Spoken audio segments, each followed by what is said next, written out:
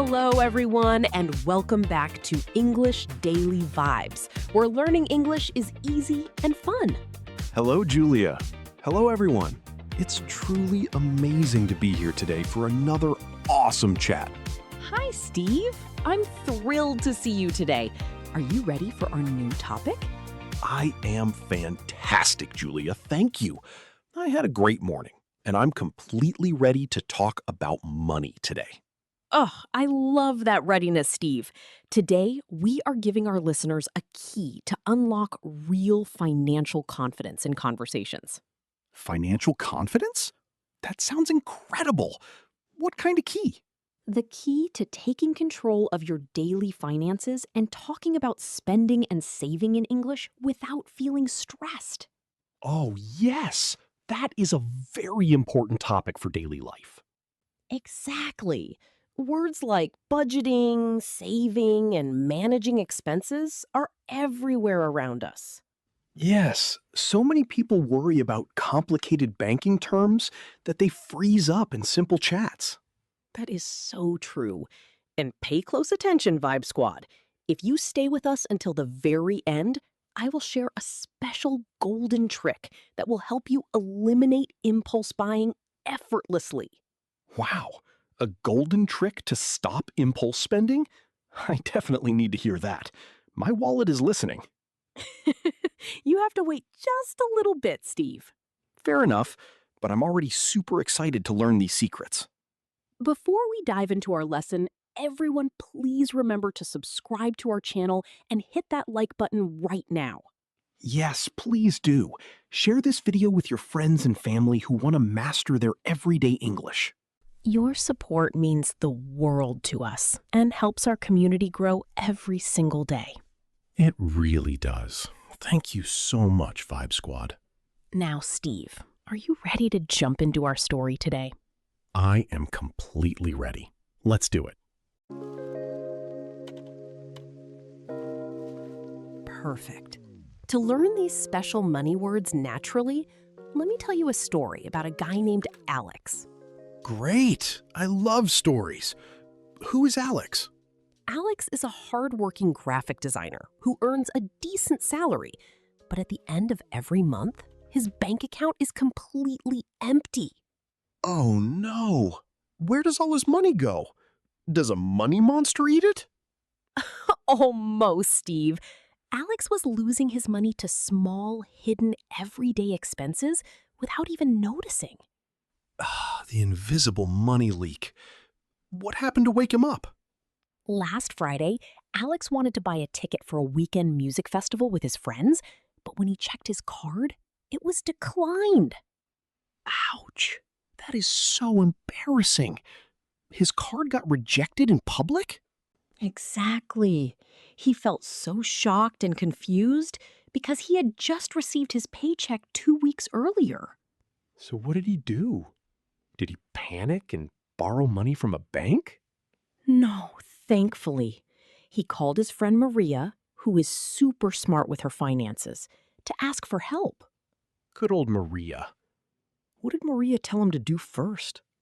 Maria sat down with him at a coffee shop, opened a fresh notebook, and said, "Alex, we need to distinguish your needs from your wants." Needs versus wants. That is a classic financial rule. Exactly, Steve. Maria explained that a need is something non-negotiable that you must have to survive, like food, rent, utilities, and medicine. Right. While a want is something nice to have that adds comfort, like fancy sneakers, video games, or expensive iced coffees. Spot on. Maria told him, "Your old jacket keeps you warm. That covers your need. Buying a designer leather jacket is a want." Nice metaphor. So, did Alex realize where his money was disappearing? Yes, Maria asked him to track his money in and his money out for the entire past month. Money in and money out. That sounds like building a basic budget map. Exactly. Money in is your income. the total earnings from your job or business. And money out is your total expenses, every single dollar that leaves your pocket. Exactly. Alex wrote down all his expenses on paper, from his apartment rent to a tiny $3 chocolate bar. Wow. Writing down every single small expense can be a real eye opener. It really was. Alex discovered that he was spending over $150 every month just on takeaway coffee and fast food lunches. Holy macaroni! $150 on coffee and quick snacks? That is a fortune over a year. Exactly. Those small daily habits act like tiny holes in a bucket. Eventually, the whole bucket drains empty.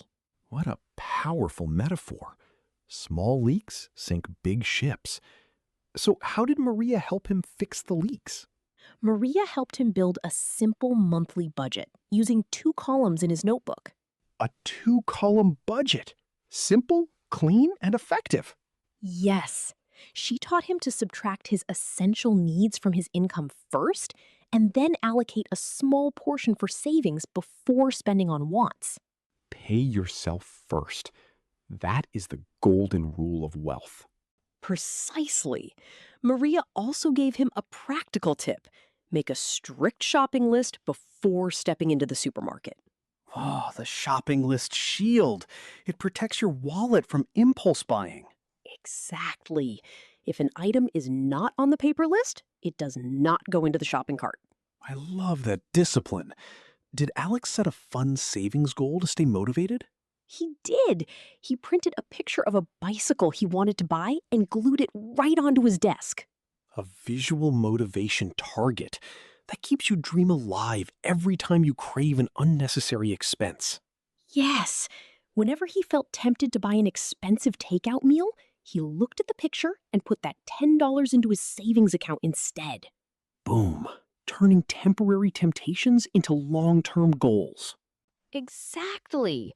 He even started using a physical glass jar on his desk, his bicycle jar, to drop all his spare coins into at the end of every day.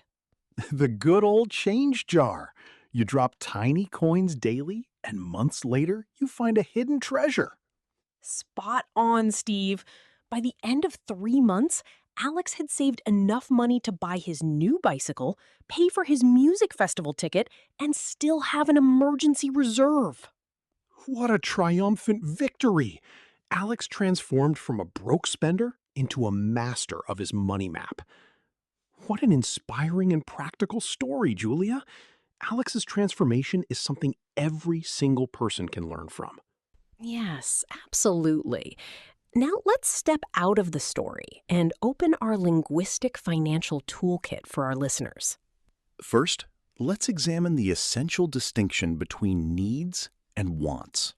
Right.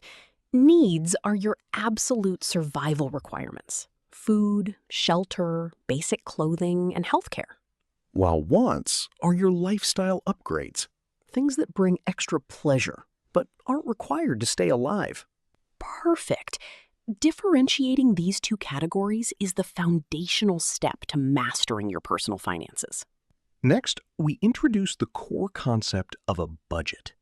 A budget is simply a written strategic plan for your financial resources. It acts like a navigational GPS for your money. I love that financial GPS metaphor. It tells your money where to go instead of making you wonder where it went. Exactly. To build a budget, you track your money in versus your money out. Money in represents your net income, while money out represents your total monthly expenditures. Precisely. We also talked about expressions like spending money on and saving up for. Right. Remember to use the preposition on when spending. I spend money on groceries, not in groceries. Great grammar point, Steve. And when saving for a future target, use for. I am saving up for a new bicycle. What about the expression small things add up? How can learners use that?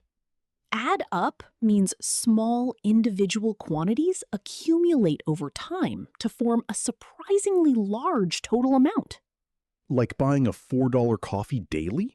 It seems tiny, but over a year, it adds up to over $1,400. Spot on. We also discussed using a shopping list to prevent impulse buying. Impulse buying is when you purchase something suddenly without planning or thinking about whether you actually need it. Exactly. Using a written list acts as a mental brake against emotional buying habits. This financial vocabulary breakdown is crystal clear, Julia. I'm so glad. Now, listeners, it's time for your daily community challenge. Yes, we want to see you actively practicing these money expressions in the comment section right now.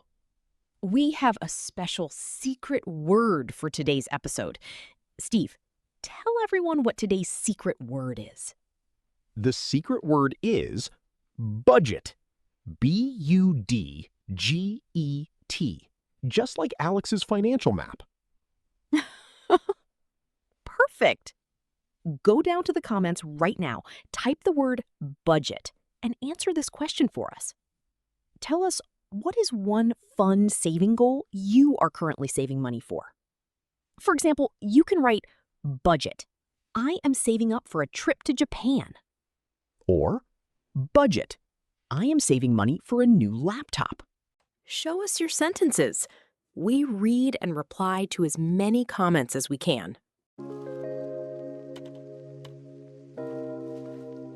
All right, Julia, the moment of truth has finally arrived. What is that golden trick you promised us to eliminate impulse buying effortlessly? Okay, here is the golden trick. It's called the 72-hour pause rule. The 72-hour pause rule? How does that work? Whenever you feel a sudden desire to buy a want that is not on your shopping list, force yourself to wait for 72 hours before buying it. Wow. So you don't buy it immediately in the store or online? Exactly. After 72 hours, the emotional excitement fades away. If you still think it's necessary, buy it. But 80% of the time, you will realize you didn't actually need or want it. That is brilliant. It stops impulse buying before your wallet gets hurt. Exactly. It puts your brain back in control of your money. This was an incredible lesson, Julia. Thank you so much. Thank you, Steve, and thank you to all our wonderful listeners. Keep practicing your English, make your money plan, and we will see you in our next episode. Bye, everyone. Keep your English vibes flowing. Goodbye.